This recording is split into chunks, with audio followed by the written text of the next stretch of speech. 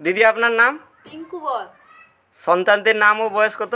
মেয়ের নাম সৌমি বর, বয়স 7 বছর। ছেলের নাম পার্থ বর, বয়স 4 বছর। সংস্কৃতি আর্য গুরুকুলমের মন্ত্রৌষধি সুবর্ণপ্রাশন খাওয়ানোর বিষয়ে আপনি কিভাবে জানলেন? ইউটিউব থেকে গুরুজির ভিডিও দেখে। এই মন্ত্রৌষধি সুবর্ণপ্রাশন কতদিন ধরে খাওয়াচ্ছেন? 5 বছর হয়ে গেল। এই মহাঔষধি সেবনের ফলে আপনার সন্তানদের কি কি লাভ দেখতে পাচ্ছেন? ছেলে জন্ম থেকে খাচ্ছে, ও সুস্থ আছে। মেয়ে 2 বছর পর থেকে খাচ্ছে। মেয়ে আগে অসুস্থ থাকতো, এখন ভালো আছে। সুবর্ণপ্রাশন খাওয়ার পর থেকে ভালো আছে, সুস্থ আছে। এই ঔষধি আপনি শুধু পুষ্য নক্ষত্রতে নাকি প্রত্যেক দিন ডেলি ডোজও খাওয়ান? প্রত্যেক দিন ডেলি ডোজও খাওয়াই আর পুষ্প নক্ষত্রতেও খাওয়াই।